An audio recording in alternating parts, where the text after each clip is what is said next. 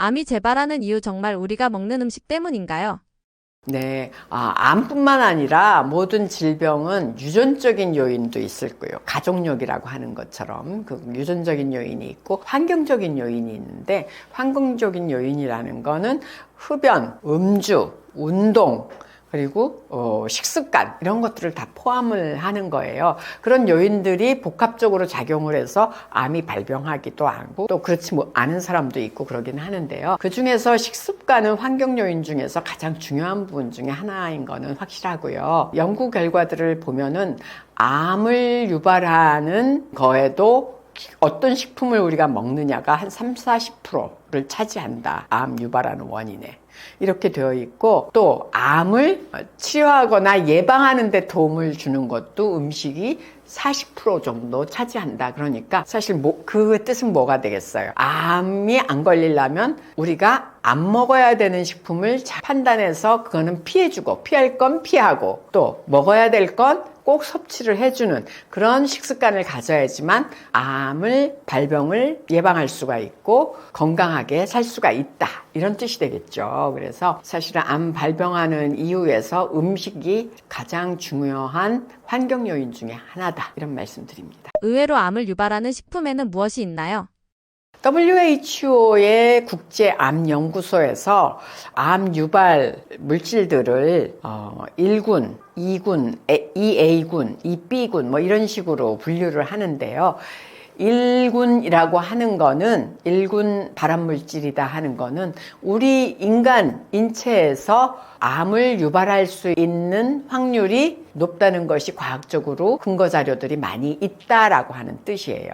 그렇다고 해서 그걸 먹으면 암이 발생하느냐, 바로 그거는 내가 그거를 얼마나 자주, 얼마나 많이 먹느냐에 따라 다르죠. 노출 정도에 따라 다른 거예요. 그래서 1군 발암물질이라고 하더라도, 그러면 1군 발암물질은 먹으면 큰일 나느냐? 그러면 술 드시는 분들 다 안 걸렸어야지 되는 거죠. 근데 그거를 얼마나 많이, 얼마나 자주 드시냐에 따라서 결정이 난다, 이렇게 보시면 되는 것처럼, 햄, 소세지, 베이컨 같은 가공육이나 또는 소고기, 돼지고기, 양고기 같은 붉은 육류, 이런 것들을 많이 섭취하면은 암 발병 가능성이 있다라고, 1군 발암물질, 또 붉은 고기는 2A군, 이렇게 우리가 분류를 하고 있습니다. 2A군이라고 하는 건 발암 가능 물질이라고 해서 과학적인 근거 자료가 동물 실험이나 이런 거에서는 있는데 인체에서는 아직 미정이다, 이런 뜻이 될 수 있습니다. 그렇다고 해도 기회 요인이 있는 거기 때문에 우리가 피할 수 있는 건 되도록 피해 주는 게 좋겠죠. 그 외에도 암 발생하는 걸로 잘 알려준 게 이제 소금, 짠 음식이에요. 짠 음식. 그 짠 음식을 많이 먹으면 위암 발병 위험이 증가하는 걸로 나타나 있고요. 특히나 젓갈이라든지 뭐 이런 우리나라 사람들이 많이 먹는 이런 거에 대해서 위암 발병 증가 요인으로 많이 나타나 있습니다. 그리고 탄 음식, 대한암예방학회에서 암 예방 수칙에 보면 탄 음식을 먹지 말라, 짠 음식 먹지 말라, 이런 것들이 다 나오거든요. 그게 뭐냐면, 탄 음식은 고온에서 조리한 육류, 우리 요즘에 캠핑 가서 직화구이 많이 하시잖아요. 맛있죠? 불맛도 들고 맛은 정말 좋은데, 이 직화를 하거나 튀김을 하게 되면 굉장히 높은 온도에서 조리가 돼요. 직화를 할 때는 한 300도까지도 올라가고요. 바베큐 할 때. 그다음 튀김도 240도까지도 올라가니까, 180도에서 240도까지도 올라가니까, 요럴 때 다환상 방향족 탄화수소라고 하는 PAH 화합물, 그리고 벤조피렌이 대표적인 물질이고요. 그거하고도 또 다른 발암물질로는 헤테로사이클릭 아민이라고 하는 HCA 화합물들이 생성될 확률이 높아지는 거기 때문에 그래요. 그래서 요런 탄 음식은 되도록 노출량을 줄여라. 가끔가다 캠핑 가서 가족끼리 친목도 많아서 한 번쯤은 어쩌다 해먹을 수 있겠지만, 아우 이거 먹어봤더니 이거 너무 맛있어, 불맛도 들어서 너무 맛있어, 맨날 해먹으면 암에 걸릴 확률이 그만큼 증가한다. 가공육 같은 것도 그래요. 실험을 해보니까 대부분의 가공육은 매일 햄, 소세지, 베이컨들을 하루에 50g씩 매일 먹으면은 대장암, 특별히 특별히 대장암 발병률이 한 18 내지 20% 사이로 증가한다는 게 실험 결과 알려져 있거든요. 그래서 그런 걸 피하는 것처럼 짠 음식이나 탄 음식도 얼마나 자주 많이 먹느냐, 이게 문제라는 거죠. 1급 발암물질이냐 아니냐가 문제가 아니고. 그리고 아까 술도, 알코올도 1급 발암물질이라고 그랬었죠. 그래서 과도한 음주, 이거는 술 마실 때 어디가 짜르르 하죠? 입안, 식도 이런 데 내려가면서 짜르르한 느낌이 나잖아요. 알코올 도수 높은 것들은. 그런 것들은 구강암, 식도암, 또 알코올이 가장 위해를 가하는 것이 어디냐? 간암, 그 다음에 유방암, 이런 것들의 위험이 증가한다라고 알려져 있고요.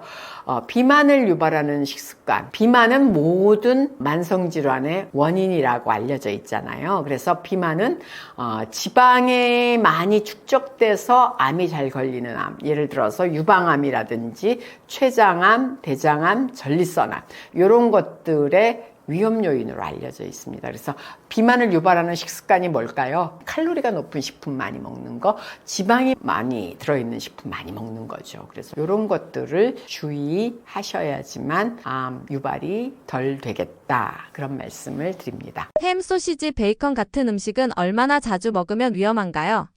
햄, 소시지, 베이컨, 뭐 요새 살라미 같은 거, 이런 것들 너무 맛있기는 한데 잘 먹으면 정말 맛있죠. 그런데 세계보건기구의 산하에 있는 국제암연구소에서 이런 가공육을 1급 발암물질, 인체에서 암 발생 가능성이 있는 물질이라고, 발암물질이라고 분류를 했어요. 그러면 이 가공육은 얼마나 자주 먹어야 되느냐? WHO에서도 실험을 해보고 하버드 대학의 공중보건대학에서도 실험을 해보니까 이런 가공육은 매일 50g씩 계속 먹으면, 지속적으로 먹으면 대장암 발병률이 18 내지 20 증가한다. 또 하버드 공중보건대학에서는 암뿐만 아니라 대장암뿐만 아니라 심혈관 질환도 42% 정도 증가한다. 왜냐하면 이런 가공육에는 지방 함량도 높거든요. 그래서 그런 연구 결과가 나왔기 때문에 가공육, 아침 식사에 빵식을 할 때 가공육이 잘 많이 들어가기도 하고, 요즘에 이제 샌드위치 같은 거 할 때 가공육들이 꽤 들어가기도 하는데,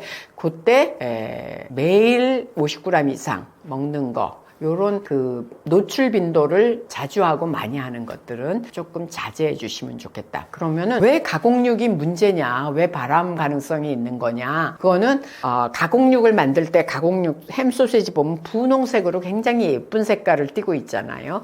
요거는 아질산염이라고 하는 발색제를 육류에다가 넣어주는데, 이게 아질산염이 이 발색제가 체내에 들어가면 니트로사민, 그 단백질에 있는 성분하고 결합을 하면서 니트로사민으로 변해서 이 니트로사민이 DNA의 손상을 유발할 수가 있어요. 그리고 이제 가공육이라고 하는 것들이 돼지고기 주로 쓰는 거잖아요. 그러면 붉은 육류를 쓰는데 적색육에는 햄철이 포함이 돼 있잖아요. 이 철분은 우리 몸에 꼭 필요하기도 하지만 또 이게 너무 많이 저장이 돼 있으면 오히려 활성산소를 생성해서 대장 점막에 손상을 가져올 수가 있거든요. 그래서 문제가 되는 성분이 될 수가 있고, 또 이런 가공 육류들은 조리를 할 때 뜨거운 온도에다가, 고온에다가 조리하는 경우들이 많이 있어요. 베이컨 같은 경우가 특히 더 굉장히 고온에다 조리를 하게 되는데, 저는 사실 베이컨을 먹게 되면 그 기름, 삼겹살 그 기름띠를 그거 하기 위해서 바삭바삭하게 될 때까지 조리를 하거든요. 기름을 쫙 빼려고. 그러다 보니까 고온 조리를 하게 되는데, 이 과정에서 벤조피렌과 같은 PAH 화합물들이 생긴다든지, 또 헤테로사이클릭 아민과 같은 발암물질들이 생긴다든지 해서 우리 몸에서 돌연변이를 유발하게 돼서 발암 가능성을 높이게 되는 거죠. 그러면 이런 가공육을 먹으면서 위험을 줄이는 식습관의 팁을 좀 알려주세요, 그러실 수가 있는데, 아까 이게 1급 발암물질인 게 문제라기보다는 얼마나 자주 많이 먹느냐가 더 문제다. 암 발생 위험률은 거기에 달렸다. 그런 거 아니에요? 그러니까 가공육 섭취를 최소화하도록 해라. 아무리 많이 먹어도 일주일에 1회 이상 먹지 마셔라. 일주일에 한 번 정도 50g 이하로 드셔라. 이렇게 얘기를 말씀드릴 수가 있겠고요. 육류라는 거는 우리가 단백질 식품으로 먹는 거 아니겠어요? 그러니까 단백질 식품에는 꼭 이렇게 붉은색 육류만 있는 거 아니에요. 적색육만 있는 게 아니기 때문에 생선, 닭가슴살, 하는 이런 동물성 육류들도 있겠고, 식물성 육류로는 콩류가 있어요. 그런 것들을 좀 활용을 해보시면 좋겠다. 요즘에는 콩으로 만든 인조육들도 많이 나오잖아요. 베지테리언들이 많이 먹는. 그러니까 그런 것들을 활용을 해서 샌드위치 같은 거 만드는 것도 추천해 드릴 수 있을 것 같습니다. 그리고 되도록이면 이런 가공육을 먹을 때 항산화 물질이 많이 들어있는, 그래서 이 가공육에서 아질산염에 의해서 생성되는 니트로사민이라고 하는 발암물질의 독성을 억제해 줄 수 있는 항산화 물질이 많이 들어있는 채소 과일을 같이 많이 드셔라. 특히나 이 니트로사민은 비타민C, 아스코르브산의 항산화 물질에 의해서 그 독성이 많이 제어가 되기 때문에 비타민C 함량이 높은 과일이나 채소 이런 것들을 함께 많이 드시기를 추천드리고요. 아까 뭐가 제일 위험하다고 그랬어요? 베이컨도 고온 조리하는 거, 또 직화하는 거 이런 거가 나쁘니까 되도록 가공육을 먹더라도 이렇게 물에다가 데쳐내는 거 있잖아요. 삶아내는, 데쳐내는 거. 이렇게 하면은 아질산염의 함량도 물에 빠져나가기도 하고, 그래서 줄어들기도 하고, 물은 가장 높이 올라가 봤자 몇 도예요? 100도. 기름은 240도까지도 다 올라가요. 250도도 올라가고 발연점이 그렇게 높으니까. 그래서 물을 사용하는 조리법으로 좀 조리법을 개선해 주시면 좋겠다 이러는 거고요. 가공육이 요즘에는 아질산염이 니트로사민이라고 하는 발암물질을 만드는 게 이미 과학적으로 다 알려져 있기 때문에 가공육 제품에서도 과학기술이 발전하면서 무아질산염 가공육, 햄, 소세지, 베이컨들도 만들고 있어요. 그러니까 가공육 제품을 대체품으로 쓰시는 것도 사용하시는 것도 도움이 될 수 있겠죠. 요즘 많이 쓰는 플라스틱 용기나 일회용 컵이 정말 암의 원인이 될 수도 있나요? 플라스틱 용기 사용하는 거가 요즘에 미세 플라스틱이 좀 논란이 많이 되면서 걱정들을 많이 하시는 것 같고, 일회용 컵은 환경에 문제도 되고 그래서 그런데 사실 일회용 컵도 그 코팅이 미세 플라스틱을 만들어낸다는 건 별로 잘 모르시는 것 같아요. 그래서 그러면 미세 플라스틱이나 일회용 컵에서 나오는 이런 것들이 암의 원인이 될 수 있느냐? 요거는 현재로서는 직접적인 원인 결과의 관계가 성립한다고 입증할 수 있는 증거는 불충분해요. 하지만 이 미세 플라스틱들이 염증을 유발한다든지 산화 스트레스를 유발한다든지 DNA 손상을 유발한다라고 하는 것들은 이제 실험 결과로 밝혀져 있는 게 있는데, 사실 이런 염증 유발이나 산화 스트레스, DNA 손상이 발암 기전하고 관련이 있잖아요. 그러다 보니까 암을 유발할 수 있는 거 아니야? 하지만 아직까지 그거의 직접적인 인과관계는 우리가 입증해내지는 못했다. 그래서 좀 더 이 부분에 대해서 더 많은 연구가 발암물질이 될 수 있는지 하는 거에 대한 더 연구가 필요할 것 같고요. 하지만 그런 기전과 관련이 있기 때문에 되도록이면 이런 노출 빈도, 노출 정도를 줄이는 건 필요하겠죠. 어떻게 하면 우리가 이런 플라스틱 용기나 일회용 컵을 통해서 우리가 건강에 유해한 영향을 미치지 않도록 할 수 있느냐 하는 거는, 이런 뜨거운 음료를 이런 플라스틱 용기라든지 일회용 컵에다 담는 거, 그런 거를 좀 자제해 주시면 좋겠다. 뜨거운 음료는, 그러니까 커피 같은 게 이제 대부분, 그래서 이런 커피 같은 거는 유리나 스테인리스 컵 사용을 권장한다 이렇게 말씀을 드리고요. 왜냐하면 일회용 종이컵 내부에 폴리에틸렌 코팅이 되어 있는데, 고온에서 장시간 이렇게 음료가 담겨 있게 되면 이게 폴리에틸렌 성분이 녹아 나올 수 있기 때문에 피하시는 게 좋겠다라고 하는 거고, 또 이제 제가 좀 걱정이 되는 건 남자 어르신들 보니까 소주를 이렇게 종이컵에다가 따라서 드시는 분들이 있더라고요. 그런 경험은 혹시 없으신가요? 그런 경험을 많이 하시는 것 같은데, 이 알코올 성분은 이런 폴리에틸렌 이런 거 잘 녹여낼 수가 있어요. 그러니까 이런 것도 그 물 아니고서는, 상온의 물 아니고서는 거기다 담아서 마시는 거 추천하지 않습니다. 그리고 플라스틱 용기를 가지고 이제 들어있는 음료나 이런 것들을 마시다 보면 좀 식어서 맛이 없을 때 있잖아요. 그러면 전자레인지에다가 가열하고 싶은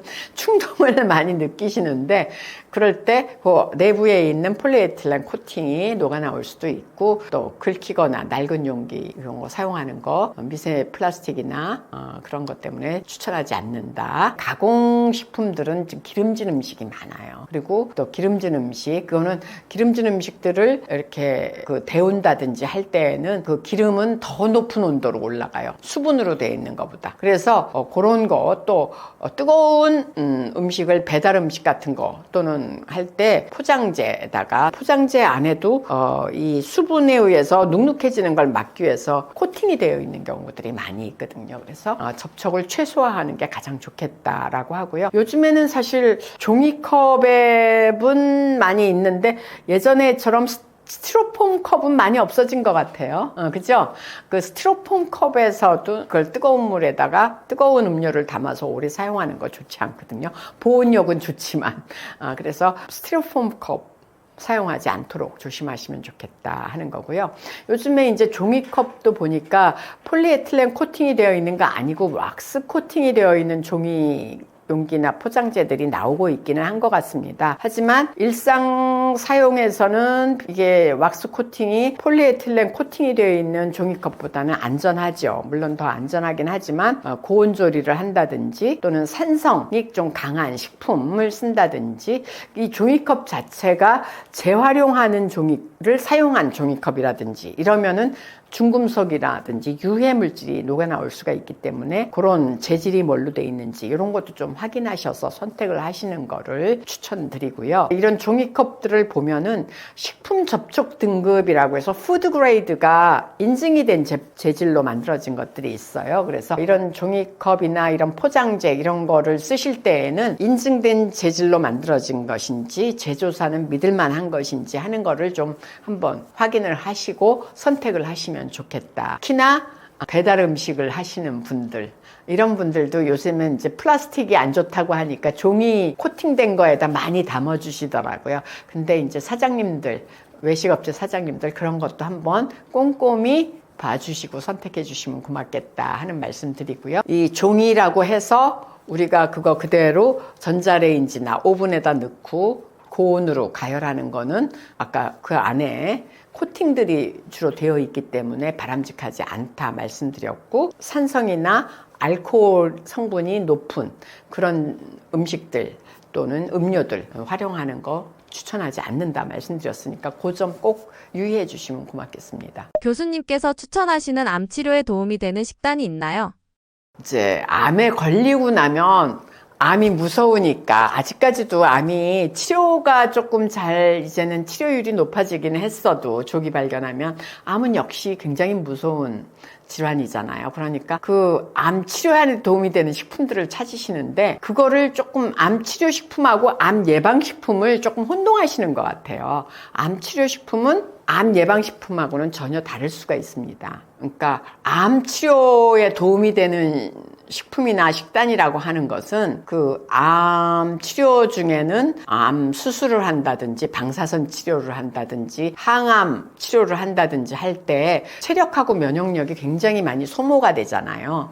그래서 체중도 빠지고, 그러니까 암 치료 식단이라고 하는 것은 사실은 단순히 체중을 유지하고 영양 공급을 넘어서 이런 방사선 치료나 항암 치료하다 보면 부작용이 생길 수 있기 때문에, 구토를 한다든지 뭐 여러 가지 부작용들이 있기 때문에 이 회복력을 높여서 면역 기능을 유지할 수 있는 식단을 말하는 거지, 암 예방하는 거하고는 조금 다를 수 있다 이렇게 하는 거를 분명히 좀 말씀을 드리고요. 암 치료 식단의 핵심은 우리가 골고루 영양소를 다 잘 먹는 균형, 그리고 이런 암 치료라고 하는 게 체력을 굉장히 소모하는, 그래서 근육도 많이 빠지고 막 그래요. 그러니까 충분한 양을 드시는 거, 그리고 암 치료, 항암 치료를 하다 보면 우리 몸의 점막들이 식도나 뭐 이런 혀 이런 데 다 망가져가지고 그 자극성 있는 거 잘 못 드시는 경우들이 많은데, 그래서 부드러운 음식들, 요 세 가지가 관건이에요. 암 치료식에서는 그 균형 있는 영양소를 섭취하도록 하는 거, 충분한 충분한 열량을 섭취하도록 하는 거, 부드러운 자극성이 덜한 그런 질감으로 섭취하도록 하는 거, 요게 관건이고요. 충분한 에너지를 섭취하기 위해서 한다는 거는 무슨 이유냐면 체중을 감소를 막고 근육 손실을 방지하기 위한 거고요. 이런 체중 감소나 근육 손실을 방지하기 위해서는 단백질을 충분히 보충을 해주셔야 돼요. 그래야지만 이런 점막이 상하거나 손상된 것들이 세포가 재생이 될 수 있고 그런 상처가 난 것들을 치유할 수가 있기 때문에 그렇고요. 면역 기능이 떨어져 있는 상태이기 때문에 암 환자들은 다른 세균이나 이런 바이러스에 의해서 감염이 되기가 쉽기 때문에 감염을 예방할 수 있게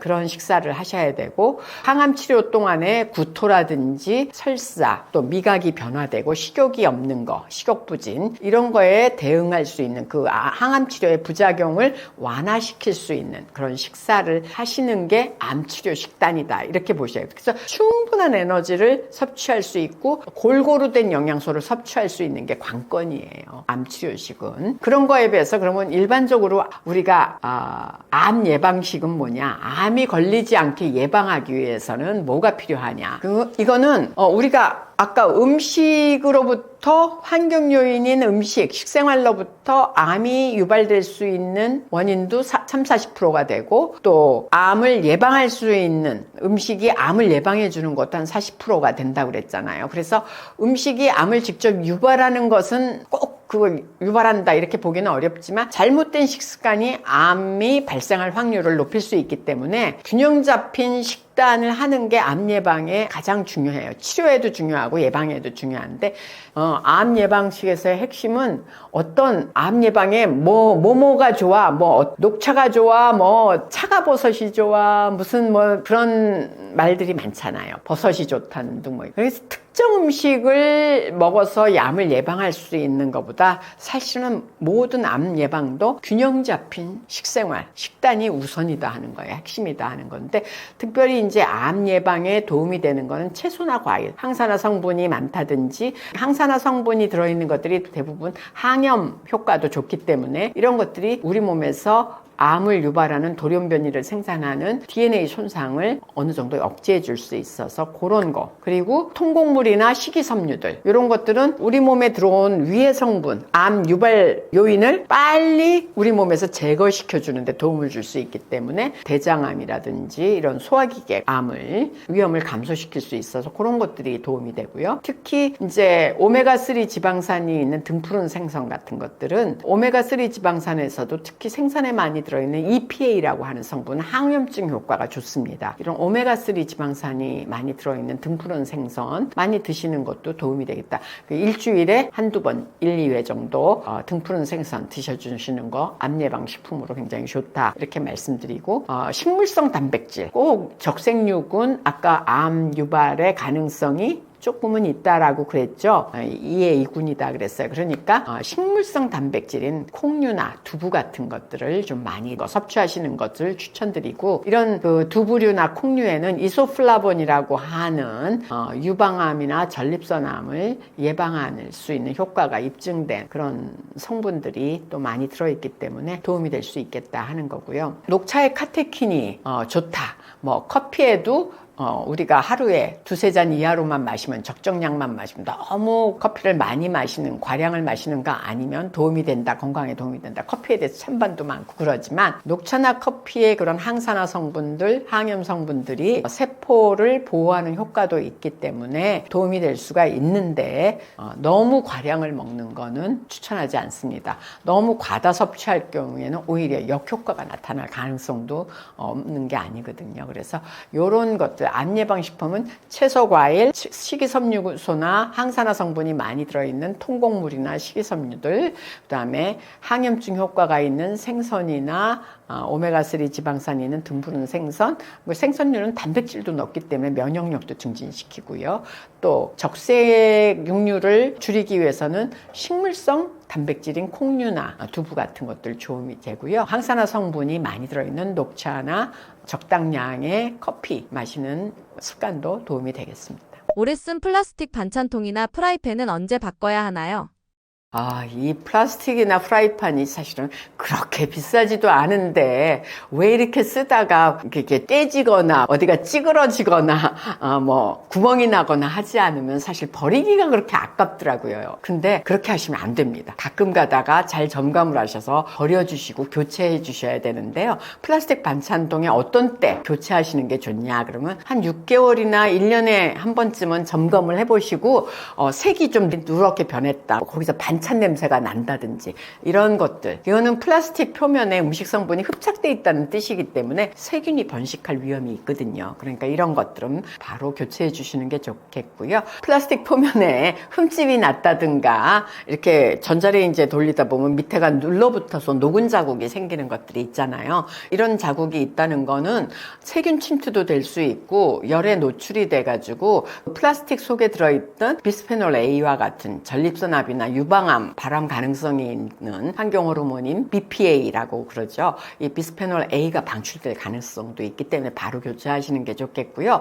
또 뜨거운 음식이나 전자레인지를 사용한 후 뚜껑이랑 밑에 거랑 잘 안 맞아가지고 변형이 생기는 플라스틱들이 있어요. 그러면 바로 버리셔야 돼요. 왜냐면 이 플라스틱이 가지고 있는 내열 한계를 초과했기 때문에 이 플라스틱의 재질이 손상됐다는 뜻이거든요. 그래서 아까워도 버리셨으면 좋겠어요. 그리고 이제 뚜껑이 헐거워졌을 때 밀폐력이 약해졌기 때문에 음식이 쉽게 상할 수도 있고 냄새가 많이 흡수될 수도 있고 그렇기 때문에 사실 플라스틱 반찬통으로서의 그 기능을 다 했다 이렇게 볼 수 있는 거죠. 여기서 비스페놀 A 요즘에 BPA 프리 써있는 플라스틱 통들 많이 있거든요. 그래서 그런 것들 쓰시는 게 좋은데 BPA는 플라스틱을 좀 단단하게 하고 투명하게 하는데 쓰는 가소제예요. 반찬통이 좀 단단하잖아요. 그러다 보니까 많이 들어가 있을 수 있으니까 흠집 나거나 녹은 거, 뒤틀린 거 이런 것들은 꼭 바로 버리시기 바랍니다. 그리고 프라이팬은 요즘에는 코팅된, 테프론 코팅된 프라이팬을 많이 쓰시잖아요.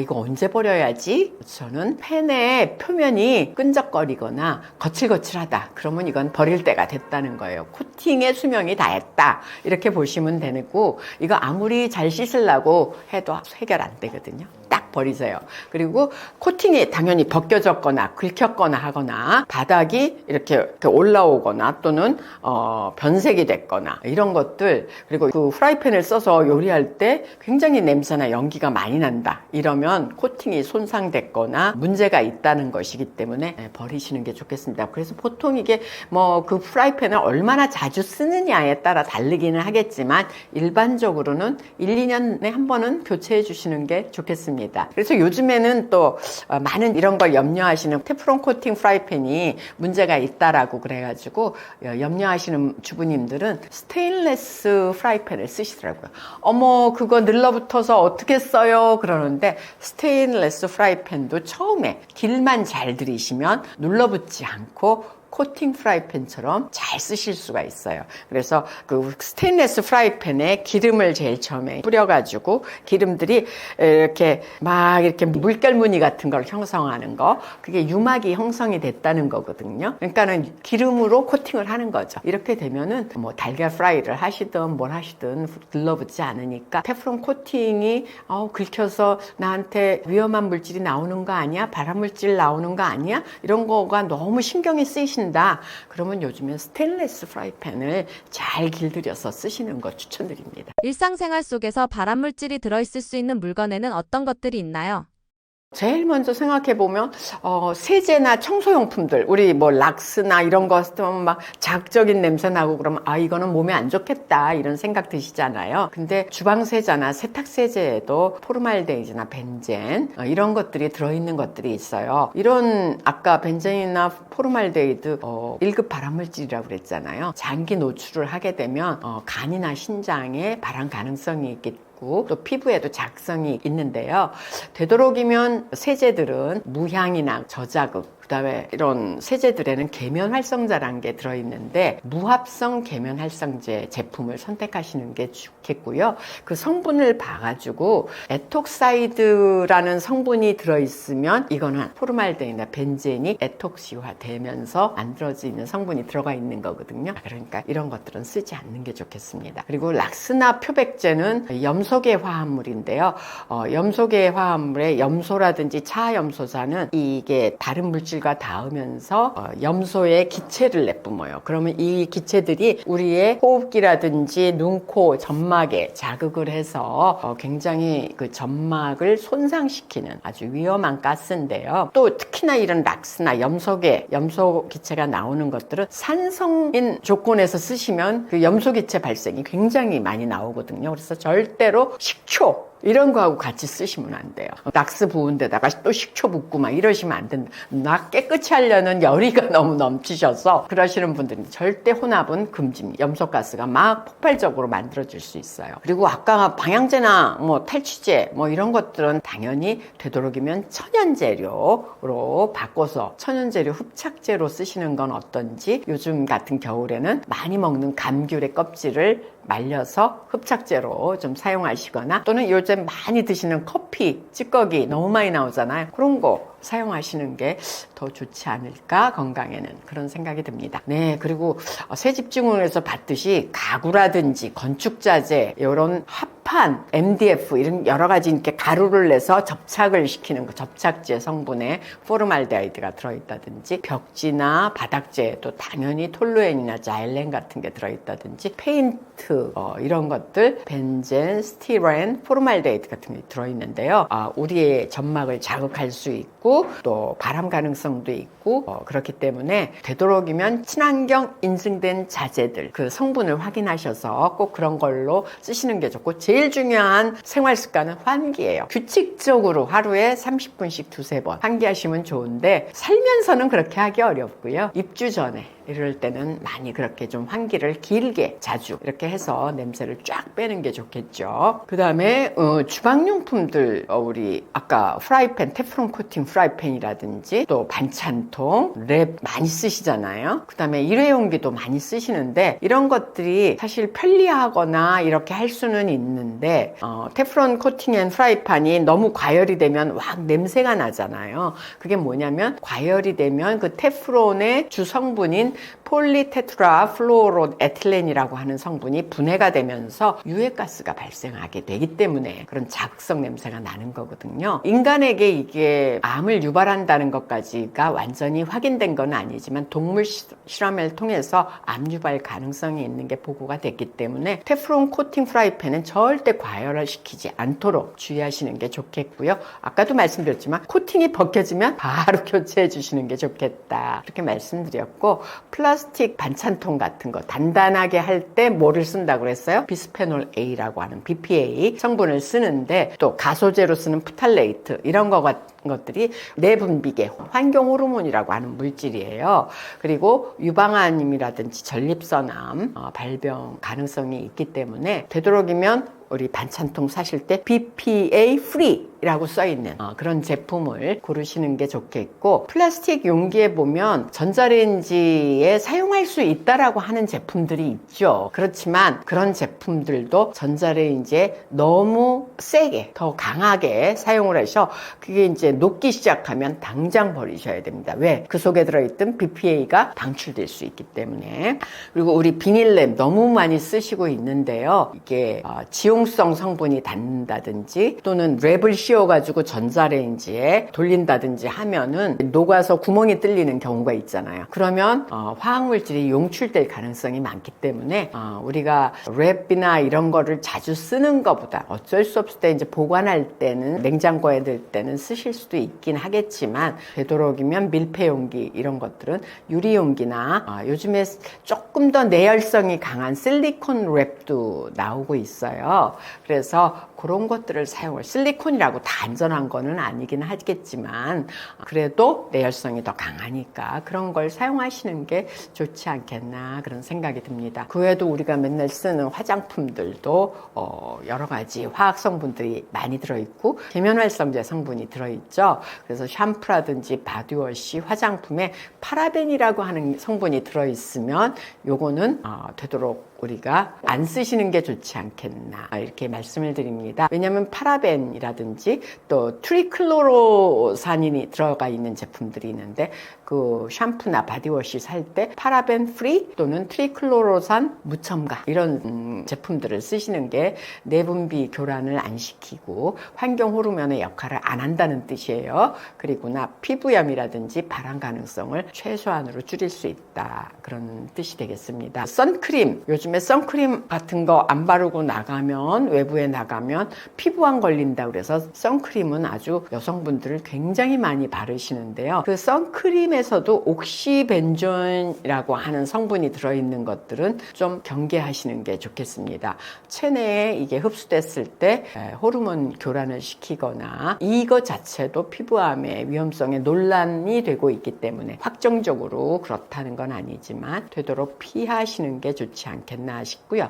우리 제일 위험한 게 뭐예요? 흰머리 나면 다 머리 염색을 하시는데 그 머리 염색약이죠. 염색약에 많이 들어있는 게 파라페닐렌 디아민이라고 하는 성분인데요. 방광암을 유발한다는 그런 보고들이 많기 때문에 염색 횟수는 도록 최소화하시고 꼭 염색이 필요하다 그러면 천연 염색제 활용하시는 걸 추천드린다 이렇게 말씀드릴 수 있겠고요. 그 외에도 살충제나 아까 모기향 같은 거 이런 것도 천연 성분으로 모기 기피제 아까 말씀드렸죠. 시트로넬라라는 레몬그라스 사용하시는 게 좋겠다. 이렇게 천연 대체 제품을 많이 사용하시는 게 좋겠고요. 우리 또 분위기를 멋지게 하기 위해서 향초라든지 이렇게 촛불 켜놓는 젊은 층들이 참 많으신 것 같아요. 근데 이런 향초 속에도 벤젠이나 톨루엔 성분이 들어있고 또 얘네들이 불완전 연소가 되면서 일산화탄소나 발암물질을 내뿜을 수 있기 때문에 100% 천연 왁스로 되어 있는 비즈왁스 같은 거 이런 걸로 된 양초라든지 또 향초를 사용하시는 게 좋겠습니다. 그 다음에 여러분들 집에서 프린터 복사기 사무실에서 많이 쓰시잖아요. 그런 데에서 이제 그런 걸 가동하다 보면 초미세먼지라든지 오존도 발생이 되기 때문에 밀폐된 공간을 닫아놓고 이런 걸 쓰시면 이제 겨울이 되니까 점점 날씨가 추워지니까 자꾸 사무실 문에 환기를 안 시키시는데 이런 프린터나 복사기가 있는 공간에서는 자주 환기를 시켜주시는 것도 도움이 되겠습니다. 우리가 평소에 유해물질을 줄이기 위해 꼭 지켜야 할 생활 습관에는 무엇이 있나요? 생활의 편리성 때문에 이런 합성, 휘발성 유해 화합물들이 만들어지는 그런 살충제라든지 방향제, 뭐 건축자재 이런 거 안 쓸 수는 없는 것 같아요. 그렇지만 우리가 이런 유해 물질을 제거하고 줄이기 위해서 생활 습관을 잘 하셔야 됩니다. 그래서 생활 환경 관리를 하루에 가장 중요한 거 두세 번 30분 이상 환기해라. 특히나 요리 후에, 그 다음에 청소 후에, 청소할 때 세제 들 많이 쓰시잖아요. 그러니까 청소 후에, 그 다음에 방향제나 세제를 사용한 후에 이렇게 그때는 꼭 문을 좀 열어서 환기를 시켜주시면 좋겠고요. 공기청정기도 잘 쓰셔야 돼요. 공기청정기 필터 청소 교체 주기를 잘 해주셔야 되고 그런 유해 성분들의 냄새가 심할 때 그럴 때는 그 필터 청소를 잘 하셔야 되는 거잖아요. 그리고 헤파 필터나 활성탄 필터를 동시에 쓰시면 흡착하는 효과가 있어서 더 좋습니다.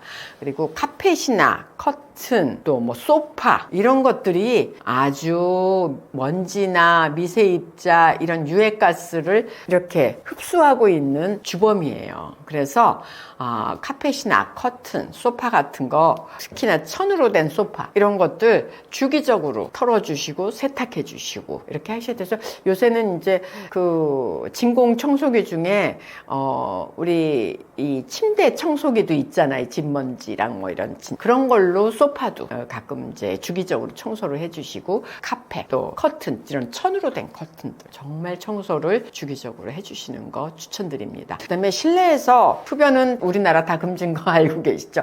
담배가 발암물질이 70여 종이 들어있어요. 그렇기 때문에 실내에서 담배를 피는 거, 그거는 간접 흡연을 하는 내 가족에게까지 문제가 돼요. 그러니까 그거 꼭 지켜주셔야 되고요. 아까도 말했는데 무드를 멋지게 하기 위해서 촛불이나 향초 켜놓는 분이 너무 많으신데 불완전 연소가 되면서 벤젠이나 톨루엔 발생할 수 있고 하니까 이런 것들도 최소화해서 쓰시는 게 좋겠습니다. 그리고 천연 파라핀으로 된 걸로 꼭 사용을 해주시고요. 그 다음에 뭐 새집 증후군이 있는 신축 아파트라든지 리모델링 한 후에는 당연히 그 베이크아웃을 꼭 하셔가지고 고온 상태에서 유해물질이 빨리 나오게 해가지고 두세 시간, 한두 시간 이상 환기를 한 다음에 이 과정을 몇 번 반복해서 유해물질이 빨리 방출되게 해서 완전히 제거하고 공기질을 개선하신 다음에 입주하실 수 있도록 해주시면 좋겠어요. 그 다음에 우리 식품에 발암물질들이 좀 있죠. 조리 보관할 때 플라스틱 용기에 사용을 안 할 수는 없어요. 우리가 되도록 유리 제품 쓰려고 그러고 스테인리스 제품 쓰려고 하지만 가장 흔한 게 플라스틱 제품이잖아요. 그런데 우리가 이런 음식을 보관할 때 뜨거운 음식을 바로 플라스틱 용기에다 넣지 않도록 조심하시는 게 좋겠고요. 그 다음에 전자레인지에다가, 물론 전자레인지에 내열성이 있는 제품들이 있기는 해요. 표시를 꼭 확인을 하셔야 되는데, 그래도 전자레인지에 플라스틱 용기에다 가열하시는 건 별로 비추천이다. 추천하지 않는다. 이렇게 보시면 되고, 되도록이면 이런 보관 용기는 유리나 스테인리스 스틸, 또 도자기로 된 거 활용하시도록 하겠고요. 프라이팬, 테프론 코팅이 되어 있는 프라이팬 절대 과열 금지라고 했죠. 조리할 때 바쁘시지만 워치하지 않으면서 그대로 방치해 놓고 예열하시다가 막 연기 나시지 않게 이렇게 하시는 게 좋겠고요. 코팅 벗겨지면 바로 교체하셔라 그랬습니다. 그다음에 아까 BPA라고 하는 비스페놀 A라고 하는 게 그 요즘에 가공식품이나 인스턴트 식품들을 이렇게 포장재에다 싸서 배달 많이 오잖아요. 그럴 때 이런 데에도 들어있을 수 있기 때문에 이 가공식품이나 인스턴트 식품이 지방이 많은 음식들이 많아요. 그리고 뜨거울 때 싸실 수가 있어요. 배달하는 업체에서. 이럴 때 문제가 될 수 있고요.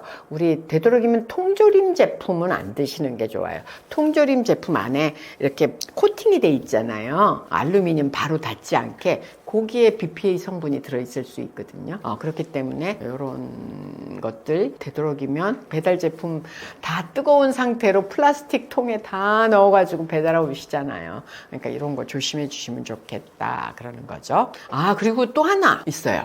우리가 세탁소에다가 드라이 클리닝 맡기시면 세탁소에서 다 비닐에다가 이렇게 싸가지고 오잖아요. 그러면은 먼지 안 묻게 하려고 그거 뜯어내지 않고 그대로 이렇게 걸어 놓으시잖아요. 그러면 그 드라이 용제들, 이게 유기용매거든요. 얘네들이 그 안에서 계속 증기로 나오게 되니까 되도록이면 얘를 다 찢어서 뜯어가지고 빨리 날아갈 수 있게 환기시켜서 옷장 안에 걸어두시는 거 추천드리겠습니다. 그리고 우리가 이제 뭐 이런 유해 가스, 휘발성 유해 물질들 우리가 피할 수 없다면 얘네들을 우리가 마셨다고 하더라도 접촉했다고 해도 빨리 해독을 시키는 생활 습관이 있는데 가장 중요한 건 충분한 수분을 섭취하시는 거. 그래서 하루에 1.5에서 2리터 정도 충분한 물을 섭취하도록 하는 게 우리 몸의 노폐물, 독소들을 배출하는 데 가장 도움이 되는 거고요. 그다음에 또 우리 몸에서 물을 내보낼 수 있는 게 뭐가 있죠? 땀을 내는 거죠. 그래서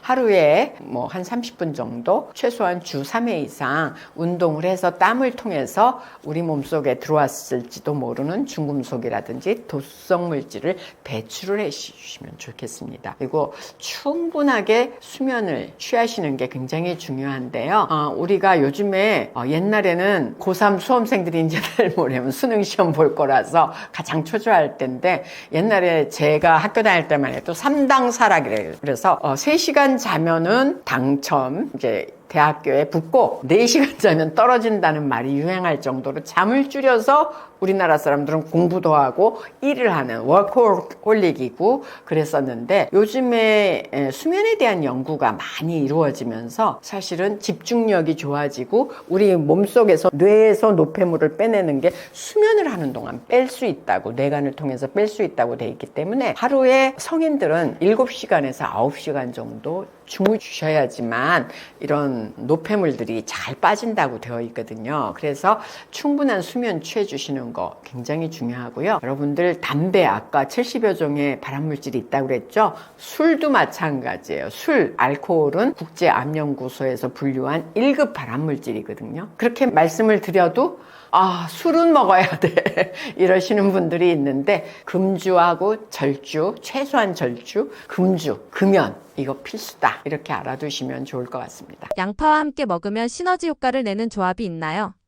양파는 너무나 우리가 흔하게 쓰는 채소잖아요. 그래서 항상 상비되어 있는 그런 채소 중에 하나인데 양파가 생으로 먹으면 알싸한 맛, 매콤한 맛이 있지만 또 가열해서 먹으면 달콤한 맛도 난단 말이에요. 그래서 어느 다른 채소라든지 잘 어울리고 어느 식재료하고도 잘 어울리기 때문에 맛을 높이는 궁합이 있을 수가 있겠고 또 영양적으로 잘 매치가 되는 궁합도 있을 수가 있는데요.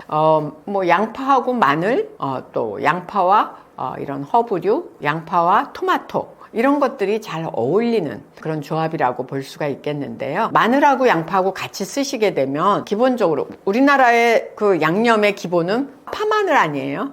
파의 성분이나 양파의 성분이나 거의 비슷하거든요. 그래서 이거는 마늘은 기본 조합이다 이렇게 보시면 되겠고 이런 양파와 마늘을 같이 쓰시면 음식의 풍미가 좋아지고 감칠맛도 좋아진다 이렇게 보시면 되겠습니다. 그리고 신선한 허브들 파슬리라든지 바질, 타임, 우리 요즘에 동양의 향신료라고 하는 고수들 이런 것들도 양파의 풍미를 상쾌하게 해주는 그런 식재료, 맛이 잘 어울리는 식재료라고 할 수가 있겠고요. 또 후추라든지 큐민이라고 하는 큐민 시드 아주 자극적인 향이 있는 그런 향신료인데요. 또 그리고 카레에 들어가는 노란색 강황 이런 거, 칠리 파우더, 파프리카, 머스타드 시드 이런 것들이 다 양파하고 맛이 잘 어울리는데 양파를 이렇게 살살살살 갈색이 나도록 볶아주면 우리가 카라멜라이징을 한다 이렇게 얘기를 하는데요.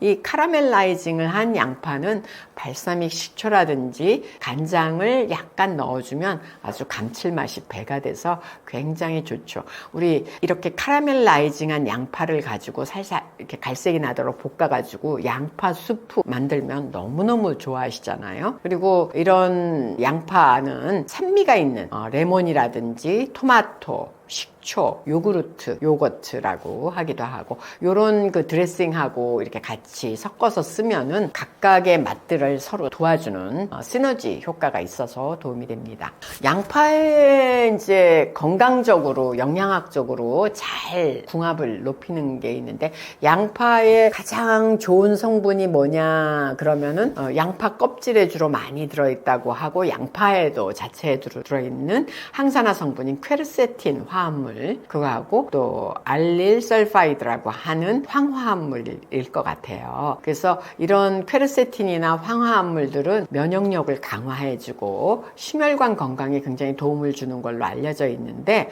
이런 그 양파의 이 항산화 성분 그리고 황화합물들을 비타민 C가 풍부한 피망이라든지 브로콜리, 감귤, 케일 이런 것들하고 같이 섭취하시게 되면 항산화 효과가 더 좋아지고 면역력도 상승시켜주는 그런 효과가 있기 때문에 도움이 될 것 같고요.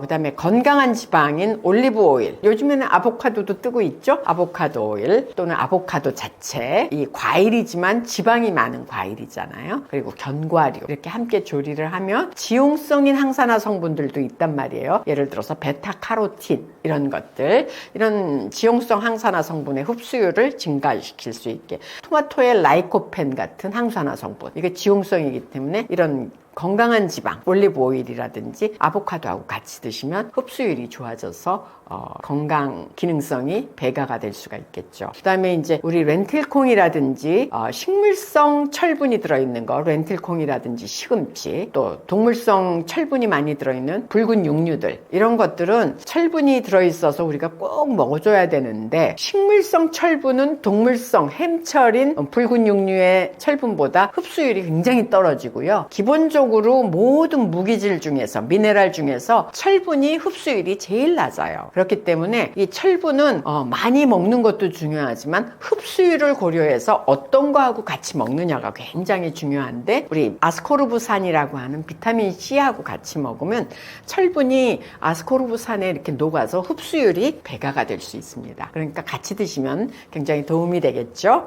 그리고 이제 이런 양파, 아까 파하고 양파하고 거의 비슷하다 그랬는데, 이게 알리움 식물이라고 그래요. 우리 식물학상으로 하면 백합과 식물인데요.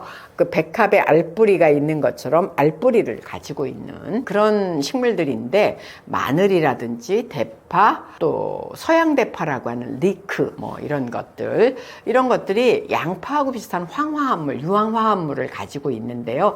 이 유황화합물은 항산화작용, 항염작용, 항균작용이 있는데, 이런 마늘이라든지 이런 대파, 리크, 샬롯 이런 거하고 양파하고 같이 먹으면 영양학적으로 그 유황화합물의 성분이 더 늘어나니까 이런 항균작용, 항염증작용, 그다음에 항산화작용 더 올라가겠죠. 그래서 영양학적으로 좋은 궁합이다, 이렇게 말씀드릴 수 있습니다. 그러면 이런 맛을 살리기 위한 조합도 있을 수 있고 영양을 더 상승시키기 위한 조합도 있는데, 양파하고 맛과 영양이 뭐 따로따로 놀면 재미가 없죠. 맛도 있고 영양도 좋아야지 우리가 먹을 수 있는 거 아니겠어요? 그래서 양파를 맛있게 먹으면서도 영양도 또 좀 더 배가시키는 시너지 효과를 내기 위해서는 양파하고 마늘, 그 다음에 식물성 철분이 들어있는 시금치, 그리고 이런 시금치 같은 데 들어있는 베타카로틴의 지용성 항산화 성분을 올릴 수 있는 올리브 오일로 이렇게 조리해서 드신다면 도움이 될 것 같고요.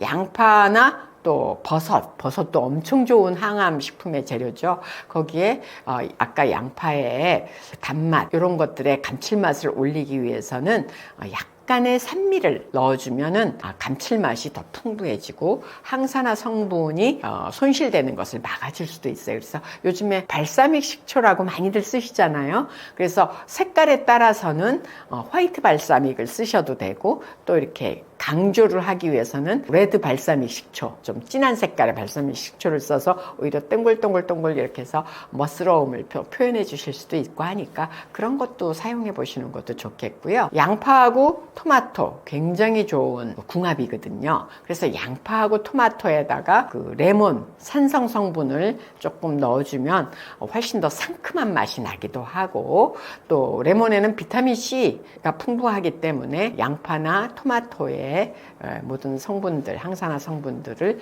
또 더 강화시키는 그런 효과도 있는 샐러드를 만드실 수 있을 것 같습니다. 그리고 제가 제일 좋아하는 것 중에 하나가요, 양파를 요즘에 가장 단백질 성분도 많고 건강한 곡류 중에 하나다 할 수 있는 게 렌틸콩인데요. 잡곡이라고도 할 수도 있고 콩류라고도 할 수 있는데 단백질 함량도 많아서 그 렌틸콩을 넣어가지고 우리가 카레를 만들면, 인도식 카레를 만들면 굉장히 건강에 좋은 그런 식사를 하실 수가 있습니다. 밥에 카레를 넣어서 드셔도 좋고, 또는 카레를 사실 해서 먹다 보면 한 끼는 밥에다가 해가지고 맛있게 먹었는데 좀 남으면 그거 참 어렵잖아요. 이럴 때 요즘에 랩으로 나오는, 동그랗게 나오는 랩 제품들 많이 있죠. 그런 것들을 이렇게 살짝 데워가지고 프라이팬에 데워서 거기다가 채소, 집에 남아있는 채소 다 이렇게 채 썰어서 넣고 요거트 소스 해가지고 그 랩을 해서 싸서 먹으면 점심 한 끼 때우실 수도 있고 간식으로 드실 수 있고, 그래서 좋을 것 같아요. 저는 단백질도 풍부한 렌틸콩을 이용한 인도식 렌틸 카레 만들어서 양파를 같이 해서 드시면 좋을 것 같습니다. 양배추랑 당근을 같이 먹으면 다이어트도 되고 당뇨에도 좋다고 하는데 정말인가요? 요즘에 양배추, 당근 굉장히 라페도 많이 만들어 드시고 셀럽들이 그래가지고 굉장히 인기가 좋고 다이어트 식품으로 값도 싸면서 할 수 있는 다이어트 식품으로 인기가 좋던데요. 양배추, 당근 둘 다다가 칼로리 자체가 워낙 낮아요. 양배추는 100g당 24kcal, 당근은 살짝 단맛이 있고 하니까 34에서 40kcal인데 뭐 토마토도 40kcal니까 사실 다 칼로리가 낮은 식품들이에요. 양배추도 그렇고 당근도 그렇고. 이 양배추와 당근은 칼로리만 낮은 게 아니라 또 식이섬유가 많기 때문에 섬유소가 많아서 혈당을 높이는 우리 인덱스 지수로 쓰는 게 혈당 지수라는 게 있죠. 얼마나 혈당을 빨리 올리냐 해서 쓰는 게 그 혈당 지수가 낮은 이런 식품들이기 때문에 이 칼로리가 낮은 비전분성 채소인 양파하고 당근, 탄수화물은 적고 식이섬유는 많아서 혈당을 안정화시키는데 굉장히 도움을 줄 수가 있습니다. 그래서 다이어트와 당뇨를 조절하는데 혈당을 관리하는데 도움이 된다 이렇게 하기 때문에 이런 것들을 많이 사용해 주시면 좋겠고, 그냥 양배추 라페만 하면 허여니까 색깔이 없어서 식욕이 안 돌잖아요. 거기에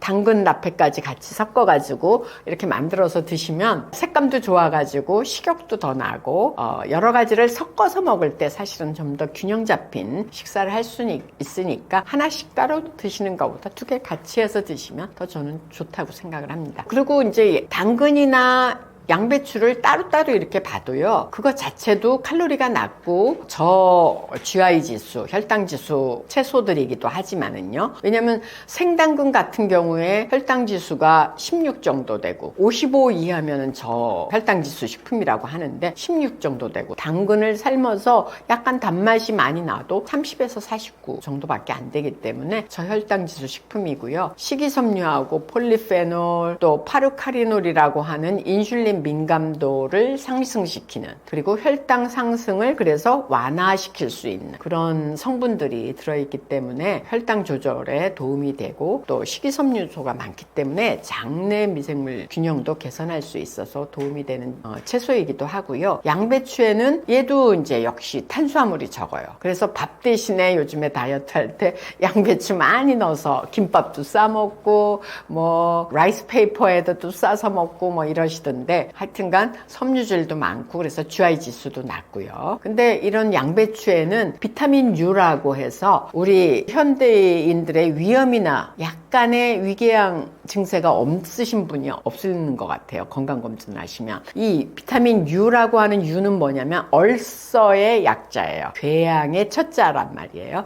그래서 이 염증이나 궤양을 완화시켜주는 성분들이 들어있고, 또 글루코시놀레이트라고 해서 이것들이 효소의 작용을 받으면 이소시오사야네이트로 되면서 우리가 항산화 작용, 또 항암 작용, 뭐 항염증 작용을 할 수 있는 좋은 성분들이 많이 들어있어서 양배추는 정말 옛날 그리스에서부터 서양 사람들은 가난한 자의 채소라고, 가난한 사람도 값싸게 가성비 좋게 먹을 수 있는 그런 빈자의 채소로 해서 널리, 건강 채소로 해서 널리 알려진 제품인데요. 이런 것들이 건강 개선에 도움을 줄 수 있고, 양배추가 저널 오브 푸드 사이언스의 2024년도 리뷰 논문에 보니까 혈당 안정화에 기여할 가능성이 큰 채소로서 선정이 돼 있더라고요. 물론 뭐 인체에다가 우리가 임상 시험을 해서 확인한 바는 아니지만 탄수화물 함량이라든지 혈당 지수 이런 걸로 판단을 했을 때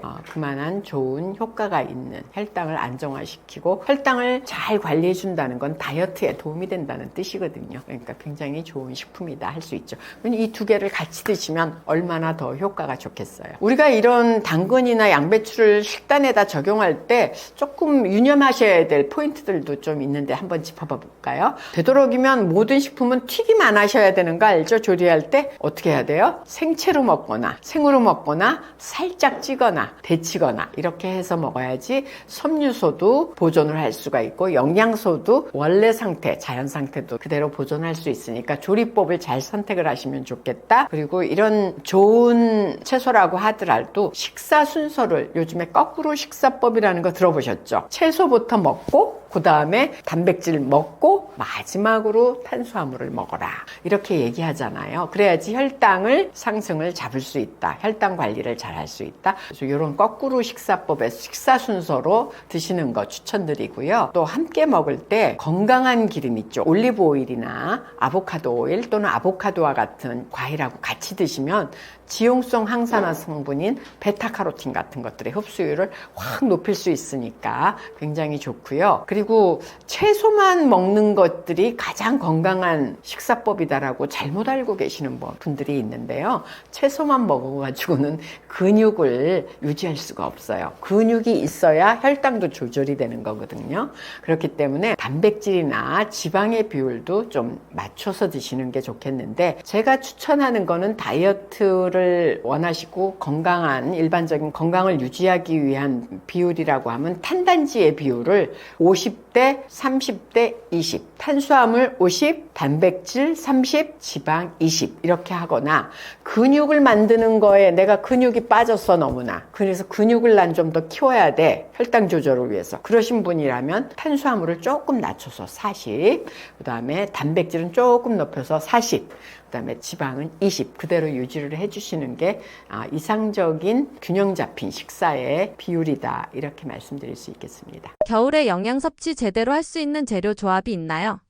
겨울이 되니까 벌써 우리가 코트도 입고 기온이 낮아지고 또 일조량도 좀 줄어들고, 그래서 감기 같은 거 걸리기 쉽잖아요. 그 감기가 걸린다는 건 무슨 뜻이죠? 그 기온이 떨어지면서 면역력이 떨어지고 있다는 뜻이에요. 왜 그러냐? 우리 체온이 1도가 떨어지면 면역력이 30% 저하된다는 말이 있는데, 그건 왜 그러냐면 체온이 1도가 떨어지면 혈관이 수축을 하게 돼요. 우리 몸에서. 그럼 혈관이 수축을 하게 되면 혈류량이 그만큼 줄어들겠죠. 이 혈관을 통해서 모든 물질들이 우리 세포로 운반이 돼야 되는데 그 양이 줄어드니까 면역력이라든지 또 그런 것들이 줄어들게 되는 거죠. 세포의 기능도 저하가 되고, 그래서 감기도 잘 걸리는 거예요. 면역력이 떨어지니까. 그래서 이 겨울이 되면 기온이 낮아지니까 면역력 유지하는 거에다가 초점을 맞추셔야 되고, 혈관이 수축이 되지 않으면서 혈액순환이 잘 원활하게 되는 거, 여기에도 초점을 맞추셔야 되고, 일조량이 줄어들기 때문에 우리가 하루에 15 내지 20분만 햇빛을 쬐이면 비타민 D가 부족할 일이 없는데, 일조량이 줄어드니까 비타민 D가 부족하기가 쉽거든요. 그래서 비타민 D를 보충할 수 있는 식품이나 이런 데서 보충할 수 있는 방법을 또 맞추는 거에 초점을 맞추고 우리가 식단 관리를 하시면 굉장히 좋을 것 같습니다. 그래서 면역력 강화를 하기 위해서는 비타민 A라든지 비타민 C, 비타민 E, 그리고 단백질, 면역 무기질이라고 하는 아연, 이런 것들의 섭취를 좀 늘릴 수 있는 방법을 아시는 게 좋은데요. 비타민 A, 비타민 C, 비타민 E는 우리가 에이스잖아요. 같이 읽으면. 그래서 으뜸 비타민이라고 그래요. 이거는 비타민의 작용도 하지만 항산화 작용이 굉장히 큰 비타민들이에요. 그래서 항산화 비타민이라고 하기도 하고, 그래서 이런 것들이 우리 몸의 면역력을 증진시켜 주는데 굉장히 좋은 효과를 내고 있고, 아연은 면역을 좋게 해주는 무기질. 그래서 겨울철에 싱싱한 굴 드시면 아연 많이 섭취하실 수가 있고요. 면역력 하면 단백질이죠. 그래서 단백질 잘 드시는 게 도움이 되겠습니다. 그리고 체온 유지하고 에너지 대사를 향상시키기 위해서는 에너지 대사에 필요한 비타민 B군, 그리고 철분이라든지 양질의 지방도, 그래서 겨울철이 되면 사람들이 약간 좀 기름진 음식을 찾게 되는 것 같아요. 자연적으로. 그래서 그렇게 드시는 게 체온을 유지하는 데 도움이 되기 때문이죠. 피부 나 우리 몸의 점막은 사실 우리의 외부로부터의 세균이나 이물질이 우리 몸 안에 들어오는 것을 막기 위한 1차 방어선 역할을 해요. 그러니까 면역의 1차 방어선이다, 이렇게 볼 수 있는데, 이 피부나 점막이 가을철이 되면서부터 거칠해지면서 건조해지면서 이 피부나 점막이 약해지기가 쉬운데, 이럴 때 피부에 비타민 A나 비타민 E, 그리고 오메가3 지방산 등의 불포화 지방산을 많이 잘 드셔주시면 피부나 점막이 윤활제 역할을 해서 굉장히 튼튼해질 수가 있습니다. 그래서 그런 걸 좀 더 챙겨 드시는 게 좋겠고요. 이제 일조량이 떨어지니까 비타민 D를 식품으로부터 보충해야 된다 그랬잖아요. 햇빛이 부족할 때는 비타민 D가 많이 들어있는 이런 생선들, 오메가3 지방산이 들어있는 등푸른 생선들, 그리고 달걀 노른자, 그런 달걀 노른자 많이 드시는 거 좋겠고, 요즘엔 생버섯을 많이 드시는데 생버섯은 비타민 비타민 D가 많잖아요. 이것을 말릴 때, 햇빛에다가 말릴 때 그 UV 라이트를 받아서 버섯에 들어있던 에르고스테롤이라고 하는 성분이 비타민 D2로 바뀌게 되거든요. 그래서 비타민 D 보충 식품들을 잘 챙겨 드셔야 도움이 되겠죠. 그리고 이렇게 겨울철이 되면 혈액의 그 혈류량이 추워서 줄어들다 보니까 소화 기능이 좀 약화가 잘 안 될 수가 있어요. 그래서 되도록이면 겨울철에는 좀 따뜻한 식품들, 그리고 섬유질이 풍부해서 소화 기능을 원활히 할 수 있는 그런 식품들을 많이 드시면 도움이 될 것 같습니다. 40대 이후부터 단호박이 몸에 좋다고 하셨는데요. 먹어야 하는 결정적인 이유가 무엇인가요? 40대 이후가 이제 장년층이 넘어가면서부터 건강이 옛날하고 좀 달라 이런 거를 많이 느끼시는데, 우리가 점점 청년 때하고 달리 근육량이 줄어들면서 기초대사량이 감소를 해요. 그리고 이제 지방이 늘어나고 하니까 기초대사량은 감소하고 인슐린 저항성은 높아지고 이러기 때문에 혈당 관리가 굉장히 중요하게 되는 거죠. 그리고 또 심혈관계 질환도 많이 생기게 되고, 그래서 이럴 때 40대 이후에 단호박이 건강에 참 도움이 되는 식재료다라고 하는 말씀들을 많이 하시는데, 단호박은 40세 이후에 성인들에게 노화 방지, 저속 노화를 할 수 있는 그런 노화 방지 제품, 그러니까 혈관의 혈류, 원활한 혈류를 개선할 수 있는 제품, 또 면역력도 좋게 해주고 또 혈당 관리도 잘 되고 소화도 잘 시킬 수 있는 그런 식재료 중에 하나가 아닐까 해서 추천을 많이 하는 것 같습니다. 단호박에는 베타카로틴이라든지 비타민 C라든지 비타민 E, 그다음 폴리페놀, 루테인과 같은 항산화 성분들이 굉장히 많이 풍부하게 들어있습니다. 그래서 아마 서양에서는 10월달 마지막 주가 되면 헬로윈 파티를 하면서 그 주황색 호박을 가지고 할로윈 트리트도 하고 이러면서 펌프킨 파이도 만들어 먹고 하면서 그 제철 식품으로서의 각인을 시키는 것 같아요.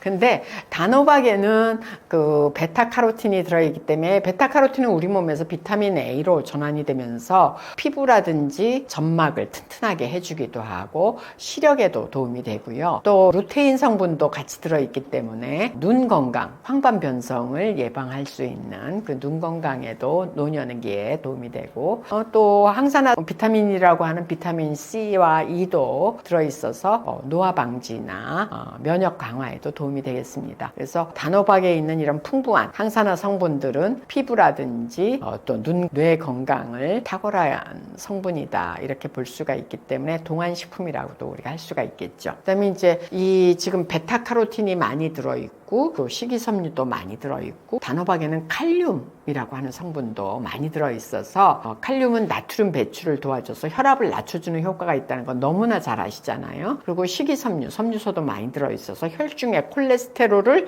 우리 몸 바깥으로 배출시켜주는 유일한 방법이 바로 식이섬유소예요. 그러니까 이 콜레스테롤을, 혈중 콜레스테롤을 낮춰줄 수도 있고, 또 베타카로틴은 혈관 내벽의 손상을 막아줘서 동맥경화를 예방해 줄 수 있기 때문에 심혈관 건강에 도움이 되는데, 40대 이후가 되면 심혈관 건강이 문제가 되는 분들이 많이 생기시잖아요. 그래서 도움이 되는 혈압 조절과 콜레스테롤 관리에 도움이 되는 식재료다 이렇게 얘기할 수도 있겠습니다. 또 단호박은 그 단맛에 비해서 혈당 지수가 낮은 편이에요. 그래서 식이섬유가 많이 들어있어서 그래서 혈당의 급상승을 막고 포만감을 부여하기 때문에 체중 관리나 혈당 관리에도 도움이 된다 이렇게 보실 수가 있겠죠. 그리고 단호박은 우리가 주로 어떤 걸 만들어 먹죠? 갈아서 펌킨 파이라든지 단호박죽, 단호박 스프 이런 거 많이 만들어 드시잖아요. 그러다 보니까 소화에도 도움이 되는, 소화를 쉽게 시킬 수 있는 형태로 많이 드시니까, 아니면 또 단호박찜 이런 것도 많이 해 드시는데, 혈당 조절을 하려면 요즘에 우리 식당에 가서 먹으면 단호박찜이 많이 나오는데 막 거기다가 그냥 설탕을 너무 많이 부어가지고 막 올리고당도 많이 붓고 해서 그러는데, 그렇게 하면 혈당 조절에 전혀 도움이 안 되시니까 그냥 그 자체의 그 단맛을 활용하시는 게 저는 가장 건강한 방법이다 이렇게 말씀드릴 수 있을 것 같아요. 교수님께서 직접 드셔보시고 맛있으셨던 재료 조합들이 있으신가요? 추천 부탁드립니다.